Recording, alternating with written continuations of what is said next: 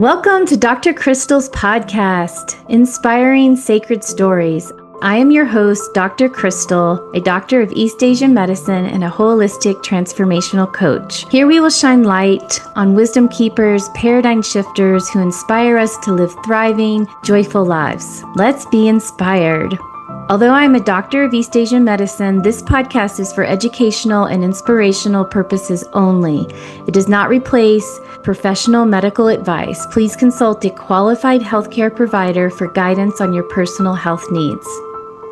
Welcome to Dr. Crystal's podcast, Inspiring Sacred Stories. I am your host, Dr. Crystal, and I am so delighted to share my beloved sister, Kimberly Clow, who is an author, visual artist, speaker, and an amazing bringer of new ways of living in this world. I just can't say enough positive things. I've known this beautiful human for 20 years almost, and she used to cut my hair, and we had little children together, and I got to witness and watch part of her hero's journey. I got to watch the beginnings of, oh, paradigm shift. Wait, what I grew up with isn't maybe true, and let me explore these things. And I got to watch some of the healing and some of the deep suffering that you were experiencing back then, and to watch you now, seeing you 20 years later, you've really blossomed. You have this look at you. You're glowing. You're in your truth. Your voice is open. Your heart is open. Your mind is open. You are a clear channel for this higher wisdom to come through. And it is just so juicy. I mean, I've watched you explore and try this thing and try that thing until finally you're throwing it all out. And it's what's my truth? What wants to come through for me? What's resonant for me? And then I got to even see the beginning of this sacred geometry. You came to Asheville. Ollie, it was almost 10 years ago. Ollie was a baby, and you were look at this thing. I'm just playing with these shapes and stuff. And you were just beginning to play with it. And now it has blossomed into this, you're doing murals in Nashville, Tennessee. You have a book out. You're channeling this wisdom. I can't wait. I just see and feel all these books that want to come through you. So anyways, thank you for being on here. And I'm so curious, what is the sacred story that wants to come through you today? First of all, thank you, Crystal, so much. It's really so delicious to hear sort of I see it as a funnel of time that's come down to this moment that we're in right now, so much big stuff and life and stuff. So it's really wonderful to get to be in this place and to get to just talk from this new reality that we're both in right now. You have a podcast and I'm an artist. What? And you were my first soul sister that I knew when my life did start to change. And I'm going to get into that story. And you were really a very influential part of it because I just didn't know anybody.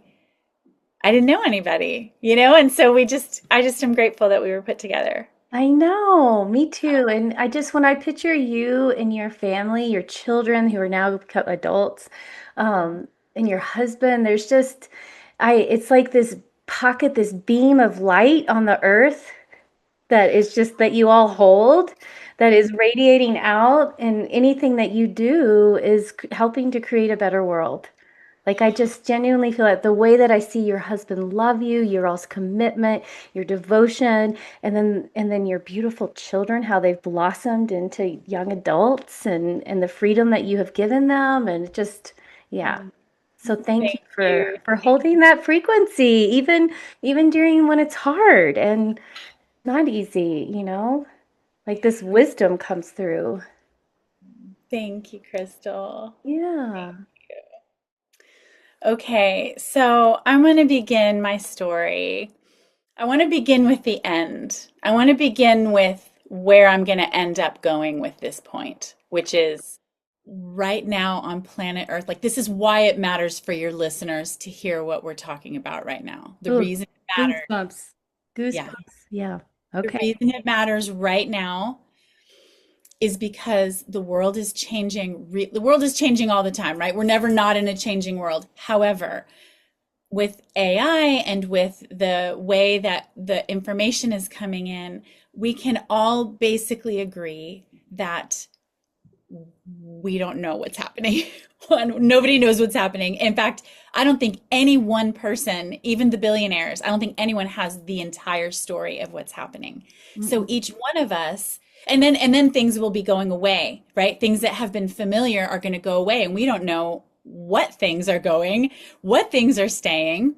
And so we are at a time when every single person, like the ask that everyone puts out on, you hear on these YouTube videos of like, you need to be yourself. You really need to like embody your true self. And everyone's like, yeah, sure. Yeah, I should totally embody myself. Yeah. And then they get home and they're like, I literally have no idea who myself is.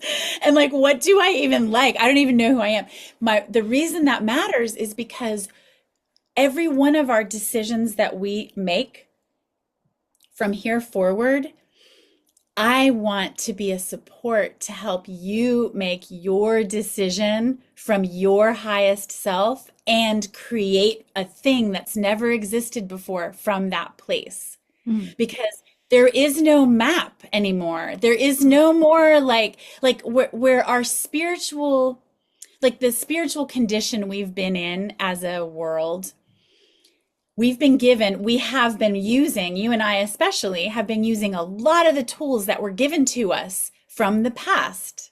Mm-hmm. What I'm about to share is tools that are arriving to us from the future, Mm. that are a new support. And I want to say it doesn't have anything to do with believing in anything. There's nothing to believe in. It's the same as saying, do you believe in gravity? Well, that's not even a thing, right? Like, yeah, of course. There's nothing to belief and gravity don't go together. In the same exact way, I am well versed in having my very profound beliefs change. And that's the story I'm about to tell you. Let's And the hear reason it matters because as we go forward, there will be no map. There will be no holy books from the past that are going to give us what we need for right now. It's going to have to come from in here. it. Mm. So this is how I learned that. I was raised in the Southern Baptist Church. We moved about 17 times by the time I graduated from high school. So, I mean, we moved house after house after house.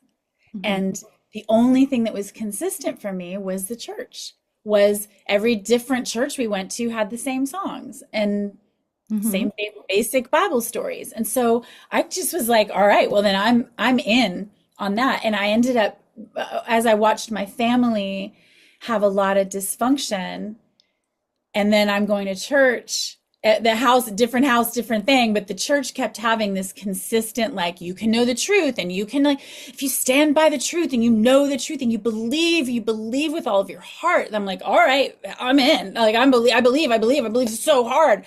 And I did for Mm-hmm. 35 years. I Yeah. was in the Southern Baptist Church till I was age 35. Yeah. Yeah. Adult level Bible study, like I was very much in it. And I had a sudden shift in consciousness when my father passed away and when I was with his body and he passed. And I had a experience where I saw a boat in the middle of the ocean, in the middle of 1,000 miles in every direction. And this boat had an anchor down to the bottom, and the anchor was just, the rope had been cut. Mm. And the wisdom said, there is no harbor that is closed to you now. Mm. And so from there, I was like, you mean I can go anywhere? I can be myself? Like I can go. And so I was like letting myself follow my curiosity a little bit. And the ways that things had been didn't work for me anymore. And I found myself in earth-based spirituality, which in the past had been seen as satanic and evil and from the devil, which is hilarious. But I was so afraid. So I had to take a lot of brave steps away from what I had been believing. But it's not like I stopped being a Christian and then I was like, ooh, I'm going to sign up to be a Buddhist now. Ooh, now I'm going to be Jewish. Now I'm going to be, whatever. Like, I wasn't signing up for a new thing. I was signing up for me. I was like signing up for discovering myself to find out who I was. So, as I was exploring different pathways, I really got into the goddess culture, goddess work, earth-based stuff. And in those circles, I started to find a lot of the familiar feelings that I had experienced in the church, which was, hey, hey, don't get too big for yourself. Don't go too far, or don't be, a one woman would say, don't be above me. Remember, this is my thing and you be over here. And I was like, oh, right. So I was attuning myself to that belief system and trying to get really good at it. And then that broke. I was like, oh, all of these systems only work in as much as you're keeping a certain, or at least this was my experience of it, right? I don't want to say what anyone else's Well, experience there's was. the dogma, right? So if Yeah. you grab it too tightly, it'll bite you. Ah, well said. Yes. And so for me, I was like, oh, we got a dogma. I will bite it. Give Like, it I to me. loved it. And I Give me thought, the rules. I'll follow them. yes. And it's like, I'm going to be so good at being a goddess person. I'm going to be so good at being a Christian. I'm going to be so good, right? All of those things. So I Oh. led women's circles. I mean, I was a leader in those worlds as well, Hmm. until all the cracks started to show again. And funny enough, we were on that show, Property Brothers, and we ended up leaving our neighborhood we had been in. We now have kids. Kids were in middle school at this point, and middle school and starting high school. We were on the show Property Brothers, and we were plucked out of our life and plucked into a new one, into a new home, a new relationship with, well, I stopped doing hair. Right. I left my neighborhood, and I really kind of broke up with all the goddesses. And I was like, I don't want to hear anything. And so I also was in perimenopause and I didn't realize it, right? Mm. And so I was Yeah. going a little bit crazy. Yeah. And so I was in this room, which is my studio, it's in my basement, Oh. and uh, I kind of just fell apart on the inside as a person. Hmm. And I was like, for a while, I just was like, well, then fine. Then I just fall apart. And there's nothing after that for me. And then enough of I calmed down a little. I get outside onto this 1 acre of land and I realize, like, I don't want to relate to the land because the Native American people said that there's a hawk in this direction or a jaguar in that direction. And now I have to remember what animal, like, I don't know jaguars. I don't know. I don't want to keep trying to attune to something else. So I Hmm. was like, what can I attune to then? Hmm. Because I certainly didn't know how to attune to myself, but I wanted to attune to something that felt strong. And I was learning that, right? So I was like, okay, the only thing that I know for sure that's real is that the East is that way. Right? There is such a thing as the East, and it doesn't require me believing in it, right? Just like gravity. I don't need to believe in the East in order for it to be real. And I was like, and I know that there have been a lot of people that have connected somehow with a direction. What? So I was like, I went out into my yard and I was like, East, I just want to know what's up. And as I did, Hmm. I started having connections with my land Hmm. that go far beyond the scope of what we can talk about here. Hmm. When that happened, I started to realize that I was a part of something bigger that also had that. So I'm trying to unhook right now from believing in stuff. Like, I don't have to believe in the earth. I can go outside and just be there, right? So in that time, while all this falling apart was happening, I watched a video about sacred geometry, and Hmm. it was really, I was like, that's really cool. It looks really pretty. I liked it. But then the guy was telling all this spiritual stuff, and I was like, he's saying, I'm like, how can you even say sacred geometry? Like, geometry is a math class, right? And Ah. he was like, unless you actually physically do it with your hand, you really actually don't know what we're saying. And I'm like, is that so? Right? So I was like, well, I mean, I don't have anything else going on since I quit my job. I'm like, so I went and I got a compass Yeah. and I started creating. And what I noticed was at first when I started creating, I was, I'd do it and then my compass falls and I'm like, I'd try again. I'm trying to make the thing like, ooh, give me the rule. Here's the rule of geometry. That's it. This is a seed of life. This is a flower of life. I'm going to make that thing, right? Yeah. And I would start and inevitably my compass would fall or the compass would slip and it would end up in not the same spot where I started.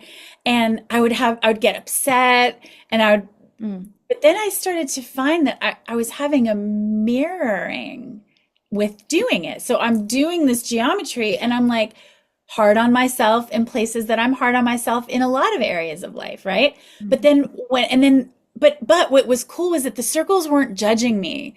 It Mm. was like, that's just what happens when your compass falls. It's just what happens when you're a millimeter off or a centimeter off or something. It's not a judgment. It's like, that's just what millimeters are. Like, so there was nothing but the opportunity to pick up my compass and try it again. And then I would try it again. And it just kept being fun. And every time I messed up, I would center myself and then be like, is it really a mess up though? I mean, I'm actually, so what I started to do is have these conversations with myself as I'm bringing in Mm. this geometry. And I started to have a mirror back. Mm. And then I would start creating and find myself very much down a rabbit hole. I'm talking about hours and hours, like 8 hours Wow. at a piece. And like, it was not awesome in a certain way. It was great because I was having a lot of downloads, a lot of psychic information. Wow. And also my family suffered. Like, I was not up there cooking. I was a little bit on the edge of madness Mm. because I was in this world communicating in a way and receiving like huge amounts of Wow. wisdom through the practice. And then so I would just, and then I started incorporating color, Mm. and the color started to match the wisdom that was coming in through the land, Yeah. the wisdom that was emerging in me. And it was really just an act of curiosity. It was literally an experience of curiosity and allowing my curiosity to guide the process rather than any kind of outward correctness to All the guide the process. roles. Yeah. Yeah, like that if someone says, well, a flower, if somebody just says a seed of life does this and a flower of life does this. And I was there at a certain point and I'm like, oh, right. Okay. So remember, seed of life does this, flower of life does that. Mhm. And it becomes just a mental exercise. When I started actually making them, the stuff that it does, that they say it does, was doing, Yeah. right? Like Cool. is like a seed of the way sacred geometry works is it is a construction that begins with a single point. So here's my compass, right? Yeah. This single point becomes the biggest decision I can possibly make in that moment because that circle, I'll get to decide how big of a circle I want to make when I decide this, but the entire thing of what I'm going to create will center on this very single point, which in Buddhism they talk about attention. Well, in all things they talk about how your attention and focus is everything. And from that one place, life emerges. Mm-hmm. And then you create, and then you bring yourself to the outside edge of that thing and you create again. You Mm. create a circle, then you bring yourself to the outer edge of that and you create again. And the next step is no harder than the first one. You just have to do it again. So I want to also just add this. Mm. There's a thing called human design, which is a way of understanding ourselves. It's sort of like astrology, and it's bigger than that. But I've studied that for a very long time as well, Mhm. starting in like '06. But what I'd like to say regarding that about something that I know about myself is that when I'm operating correctly in the world as myself, other people experience doubt and confusion. And I want to say that because There is a real gift in doubt and confusion. Oh, Because what? what happens when we have doubt and we have confusion, Hmm. we ask a better question. Ooh, girl, I love that. And that's what I'm here for. So when I see a little bit of a puzzle on someone's face, like, wait, how is that? How can that be? That's great. That's what I'm here for, is to, if we keep being so comfortable, we keep thinking we know everything, we're not going to ask any good questions, Yeah, you're poking. And so it's that curiosity Hmm. that led me to experiencing geometry, which is an amazing thing. That experience of creating the geometry started to center myself in the physical world, Hmm. but through a language that is universal. Right. It's not metaphorically a universal thing. It is literally the cells of our body, Hmm. our egg, the egg and the sperm are two single circles Hmm. that overlap to create a Great. point of intersection. Hmm. I'm going to pause for a second and show you something. Okay. Okay. So this is me, and this is the world. Any experience that happens that I bring like to this podcast right now, right? I'm here and this is you. And between the two of us, we create a field. There is a field of potential between us. I have other stuff that I'm not bringing here. You have other stuff you're not bringing here. But where we overlap, this becomes a portal of creation through which things can come that have never been before. I love that. So Here's this. what she's showing is two circles overlapping with the overlap is that pure potential spot for those that are listening and not watching on YouTube. That's right. Yeah. And the overlap space is called the vesica Pisces. Our cells overlap and do that. And then what do? They start cell dividing and they're spheres. And the spheres separate. Circles do that. Life does that. Life grows that way. So every plant, everything, even the house that you're in, the building that you're in right now, Hmm. someone had to create that in geometry first Right. The before. Fibonacci code is, you can do the math and things that are beautiful add up to that, that code, right? Is that part of what? Yes. But I'll say this. I always like to say I give my math free guarantee when I talk about geometry because like the elegance and beauty of the mathematics of what we're talking about is so Yeah. magnificent, Yeah. but it is out of my scope to talk about why a 72-degree angle Oh on a gosh, yeah. pyramid. You know what I'm saying? But when you want to go further down that rabbit hole, Yeah. that is magnificent. But what I learned was I don't have to be good at math. I don't have to be perfect at making a flower of life or a seed of life. No. What I have to do is keep showing up and somehow showing up in through that portal of geometry. It ends up having, in the same way that you can draw a building on paper and then you could render it exactly in a real building. When I did my mural, I had to do it on paper first and it rendered exactly. Amazing. That's also how it works with our heart, Mhm. with our inner world.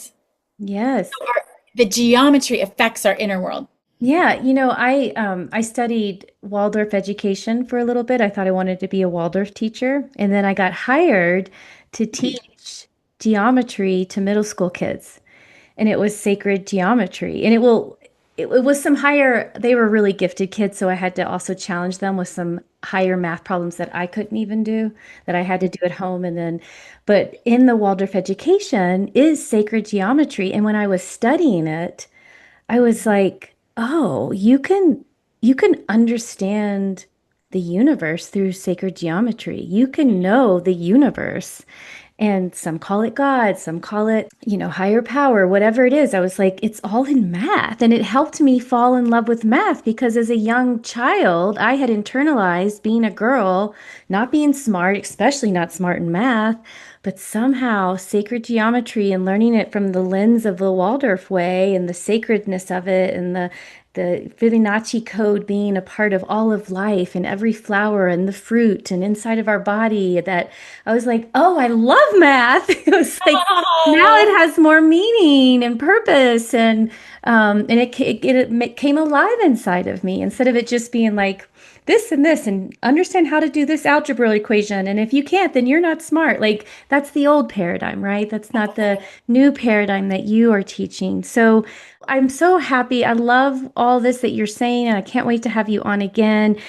Before we close, can you share one or two practices, sacred practices that you do in your life, either daily or seasonally, that you would like to share with people that maybe they can adopt? one way that people can relate to what I'm talking about is to literally just go to the drugstore and get a compass and get a little book like a journal or some kind of thing, compass and straight edge. So in geometry, we don't use rulers, we don't use numbers. We literally only use a straight edge and a compass that has no dial on it in terms of numbers. So there's nothing you can get wrong. Mm. And to use that and think of it as I'm in the middle and I'm building my world around me. Mm. I'm in the middle. I'm right here.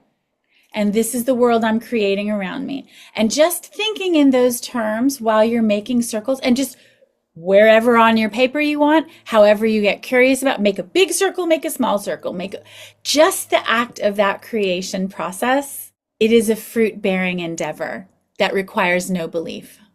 Mm. And I'm really, really big on not adopting new things that require me believing stuff that is out there that doesn't actually center to right here, because I'm going to have to make some decisions in the future and I'm going to need to make them as myself. And have your inner compass. Exactly. And have my inner compass clear about where I'm centering myself. Oh, girl, I love it. So how can people find you? How can they, if they wanted to reach out and see more of your art or, your book, you have a book out. Yes, thank you. Yes, my book is called Releasing the Past, a back of the toilet book about how to really let shit go. I And it, probably get lots of Christmas presents by yes, it your makes a book. great little gift. And so my website is kimberlyclo.com. Kimberly, my last name is CLO.com. And my art is up there, ways you can work with me in a one-on-one way is on there. And yeah, there's always new stuff happening. Wonderful. Thank you so Mhm. much. Yeah. Thank you for joining the Dr. Crystal podcast, Inspiring Sacred Stories. Until next time, remember that sacredness and be inspired. Thank you for joining me on Dr. Crystal's podcast, Inspiring Sacred Stories. If today's episode lifted you up, I'd love if you shared it with a friend, subscribe, leave a comment. It helps more people discover these stories of light and transformation. And if you'd like to work with me more closely, head over to www.drcrystalkinnunen.com. And as a thank you for listening to the show, you'll receive $20 off your first session. Details are also in the show notes. Remember, in this time of rapid change and transformation, you are not alone. You are part of a greater shift, and your inspired life matters. Until next time, let's be inspired.